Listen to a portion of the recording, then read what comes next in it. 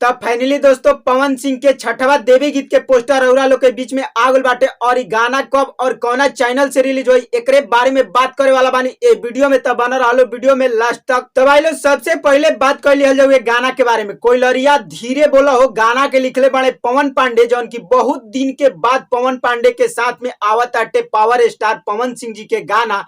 और एक गाना में म्यूजिक दिले बाड़े छोटू रावत और एक गाना के गईले बाड़े अपना मधुर आवाज में पावर स्टार पवन सिंह जी। और बतावल जाता टे कि भोजपुरी के पावर स्टार पवन सिंह जी के गाना एकदम प्रॉपर भक्ति होखे वाला बाटे। काहे से कि भाई एकर जौन टाइटल बाटे नु कोई लरिया धीरे बोला हो, एकरे से तहन लोग के बुझा जाता कि पवन सिंह के गाना प्रॉपर भक्ति होखे वाला बा। और बता दी भाई लोग कि एक गाना के लेके खुशखबरी बा। खुशखबरी ई बा भाई कि एक गाना के कंफर्म रिलीजिंग डेट आगल बा। तो चलो भाई हम बता दी तहन लोग के गाना कब और केवना चैनल से रिलीज हुई। कोई लरिया धीरे बोला हो गाना के 20 तारीख के सुबह 6 बजे एंगल म्यूजिक के यूट्यूब चैनल से रउरा लोग के बीच में रिलीज हुई। जी हाँ भाई लोग हम बता दी कि 20 तारीख के सुबह 6 बजे एंगल म्यूजिक के यूट्यूब चैनल से रउरा लोग के बीच में गाना रिलीज हुई कोई लरिया बोला हो। और एक गाना के एक बार जरूर सुनिए लोग, काहे से कि गाना प्रॉपर भक्ति होखे वाला बाटे।